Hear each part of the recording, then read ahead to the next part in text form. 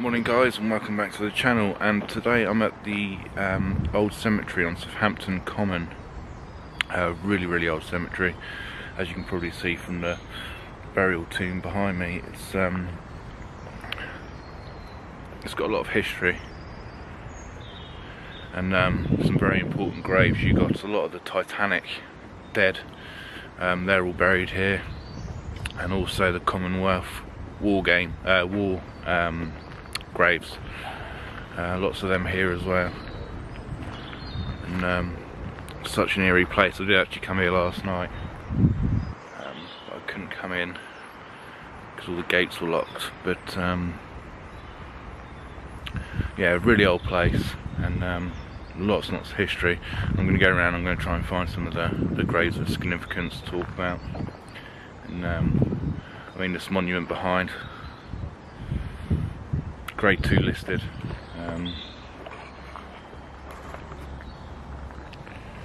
Memory of Robert P.S. 1861.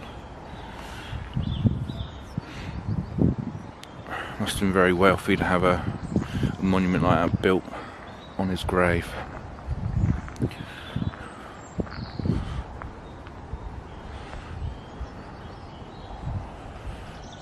As you can see, it's a very old, eerie place, and it goes for miles and miles.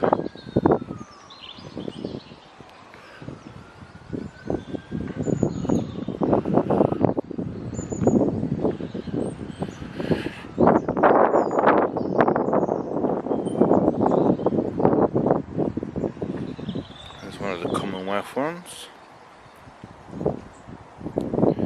A light rifleman.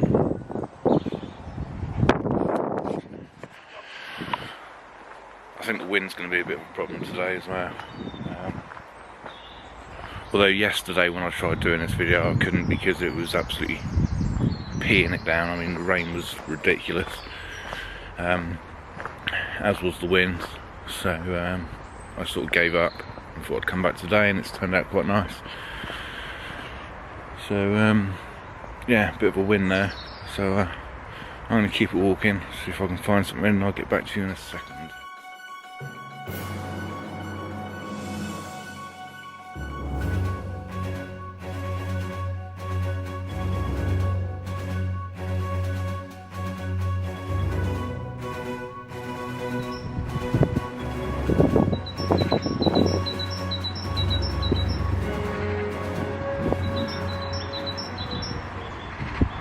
So down here the graves go on for miles and miles and miles. There is literally thousands of tombstones everywhere. And there's actually some of the war and Titanic ones behind us, but they're just so overgrown now. You can see that one there with the anchor on. That was one of the people that sadly lost their lives in the Titanic disaster in 1912. I mean, you just can't. I mean, I'm not prepared to go stomping over other people's graves to get to that and beating through the bushes. It's just not respectful. So we will find some that are a bit more accessible, because I know they do like heritage tours here of some of the graves. So we will find one. Just trying to find one in this labyrinth of I mean, it just goes on for forever.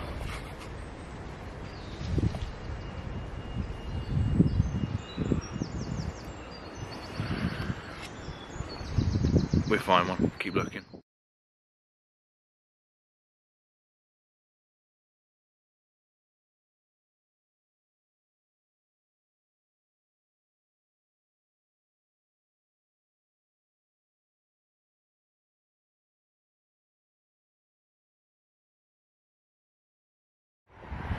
Even when you get into the woodland here, the graves keep coming.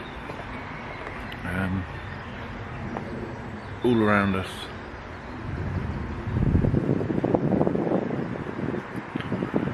So it's such an immense place here, and full of history and breathtaking gravestones. Some of them are just absolutely incredible. Must have been obviously a lot of wealth and things in Southampton at the time.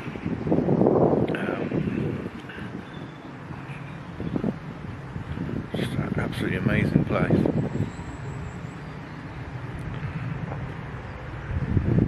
And it just goes on forever. It goes on forever.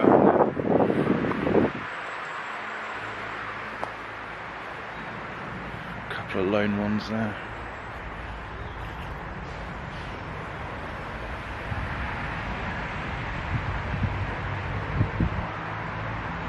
Which way to go? Which way to go? We're going to go this way. Follow the wall along the road. And look, it just goes on forever. No end in sight.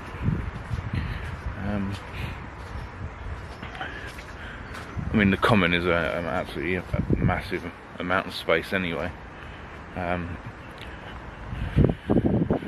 obviously the cemetery here takes up quite a lot of that, but there's still plenty of open space down here. Let's go off the beaten track. This looks spooky.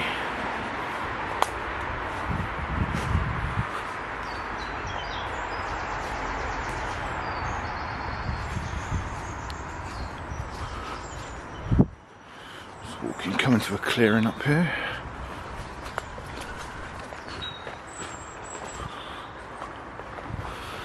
Such a shame I couldn't get in here last night.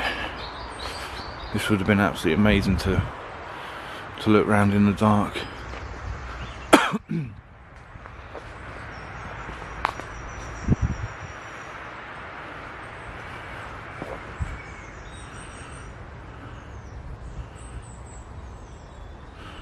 I'll go back this way. I don't really want to walk over people's graves to get out.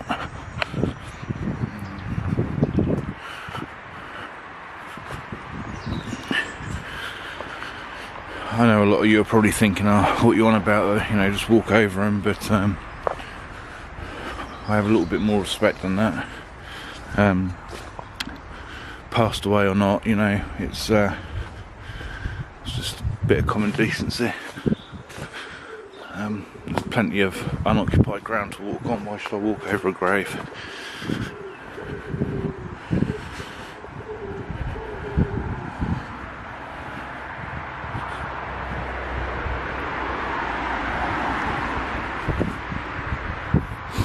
1867.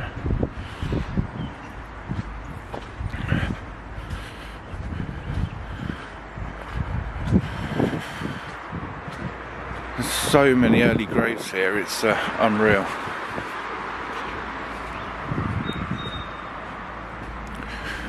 You can tell just by the, and there's a stone there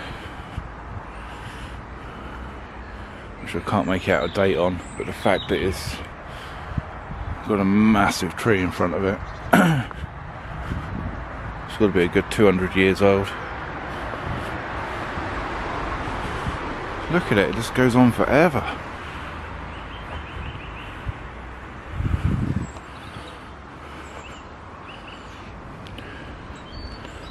Right, I'm going to keep walking. I don't want this to be a walking video, so I'll catch up with you in a sec.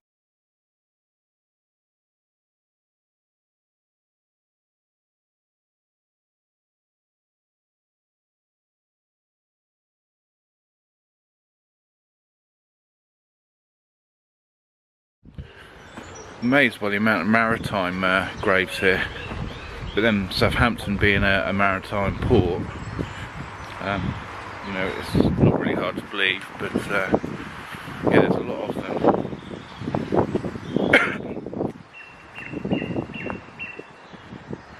Cool, 2012, that's a really new one in amongst all these old ones.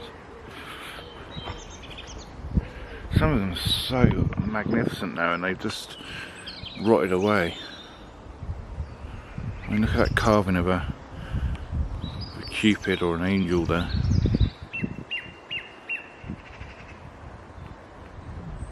$1925.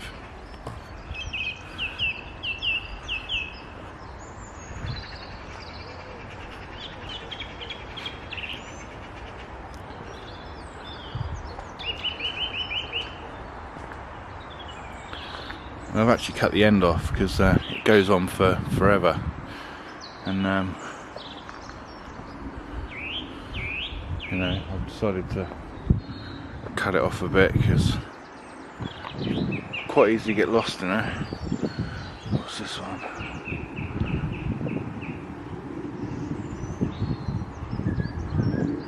It's another mass monument with lots of lost buried there. It looks like another maritime one. I don't actually know because I can't see the inscriptions on it.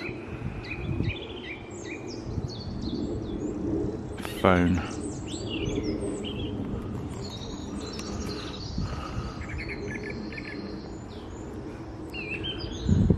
Which way do we go? That way or that way? Let's go this way. Absolute labyrinth of paths and things here. It's probably a good thing I didn't come in here last night, where I probably would have ended up lost.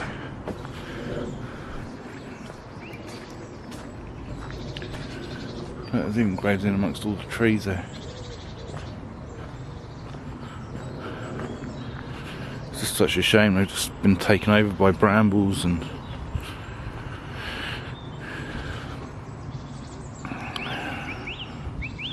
such a big space to care for.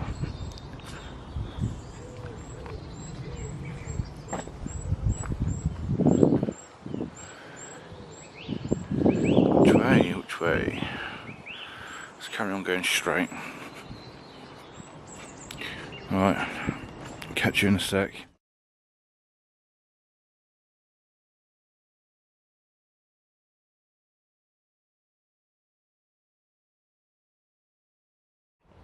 So guys, I found a couple of the Titanic graves.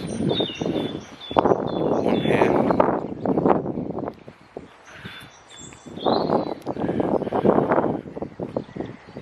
Anna died in 1908, and her husband, Richard Henry, who was lost in the SS Titanic April 15, 1912, aged 44. And there's also one just there, which you can see with the anchor, but unfortunately I can't read that one.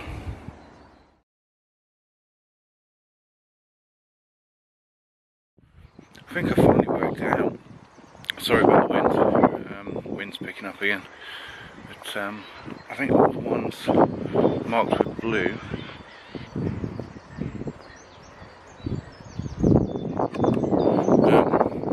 they're the Titanic ones, so let's go and have a look.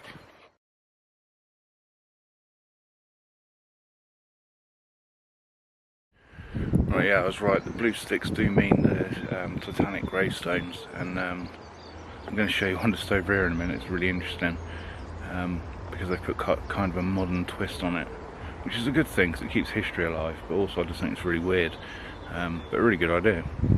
So here's one.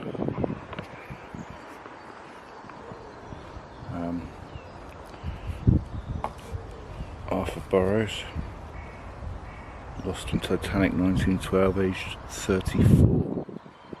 Also his son.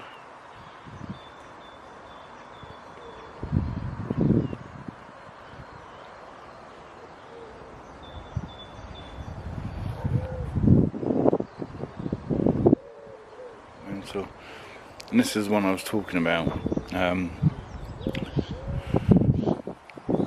Basically, you've got the plaque there.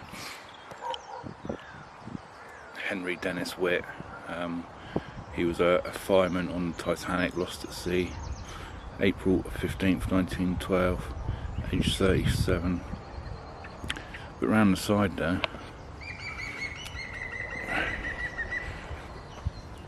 there's a QR code. I think what I might do is scan it, see what happens. I'd imagine it brings up like his page, maybe.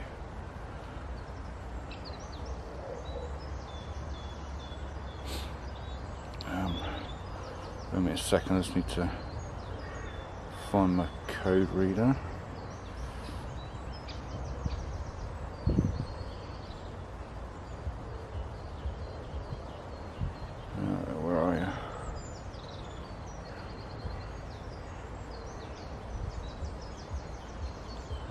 got far too many apps on this phone. Oh, there it is. Right.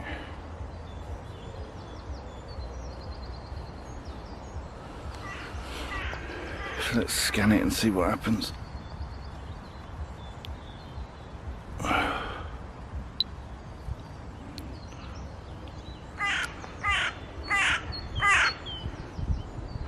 Yeah, it brings up his details. Look, QR memories. Henry was a fireman on Titanic and lost at sea on the night of 14th, 15th April 1912, aged 37. Sorry guys, can't get it to focus. There he goes, born in Southampton. Began work around the age of 15 as a river boy. That's a really good idea. At least someone, whether it be his family or anyone, has you know, kept his memory alive and kept the story alive by putting a modern marble plaque there with a QR code. How interesting. Again, here's another Titanic marked one, but unfortunately that's past any sort of getting any information off that at all. And then I believe there's one more up here.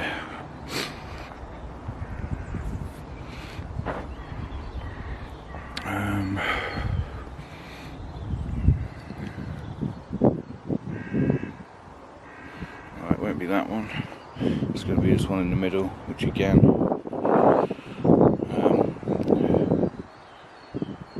I'm not going to be able to get anything off of. That's past it, I'm afraid. But putting a QR code on a grave, that's a really clever idea. As I say, you just saw there, it brings up all the information about the guy, who he was, where he lived, what he'd done before he died, and how he died, which happened to be on the Titanic. And obviously back in 1912, that's the largest loss of human life ever, and the biggest maritime disaster that the world has ever seen. And I would imagine, after that night, I know back in them days, health and safety wasn't a big thing, but I can imagine the rules on lifeboats suddenly changed. Because even modern ships aren't unsinkable. So that was a very bold claim back in the day, to call a ship unsinkable. But, this place is absolutely mind-blowing with the history and just the sheer scale.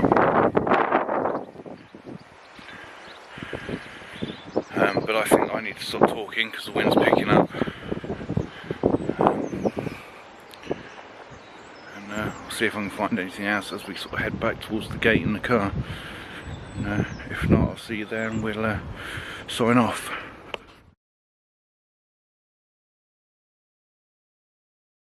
Right, so here's another one. Very, very worn. But I can just make out his name is John D. May. And lost his life on SS Titanic, April 15th, 1912, 23 years old. So, yeah, really sad. I mean, I must admit, when I watched the film, I know Titanic, the film, was very much dramatised and, done for Hollywood. But the thought of, mothers, I mean, that scene where the mother's tucking her kids in, water rushing in beneath them, basically dying as a family, that even brought tears to my eye. And yeah, it was really sad. And to think that actually happened, families, especially of the lower classes, knew they weren't going to get off that boat alive, and just sort of sat and took it with open arms, really. Obviously that wouldn't happen today. Yes, you can buy first class tickets, but thankfully in this modern age, everyone's life is valued the same. So really sad, but, yeah, unfortunately it's done, it's in the history, and yeah, but I mean, it doesn't stop you thinking. It doesn't stop you, you know, feeling sorry for those that did lose their lives, and how that sort of thing could have been averted even back in them days, really. You know, if they weren't worried about first class passengers having loads and loads of more lifeboats on, but as I say, back in the day things were done differently.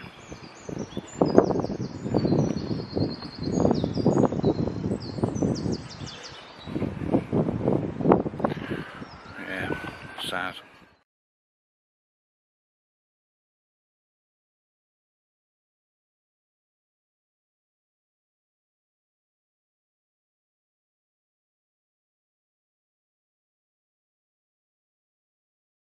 Right then guys, so that's my tour of the old Southampton cemetery done. I'm glad we did get to see some of what we came to see. Really interesting, really sort of tugging on the old heartstrings a bit. But for now I've got to get in the car, because I did promise that I'd go and meet my sister for a coffee before I headed back down Cornwall way. So that's what I'm doing now. Jump in the car, meet my sister, because if I upset her, my life won't be worth living, should I say. So she's even got me so nervous I can't talk. So I'm going to go meet her for a coffee, and I might stop and do something on the way home. But until then, I will see you on the next video. Please subscribe, because it's really going to help me out, and hope you enjoyed. I'll catch you on the next one.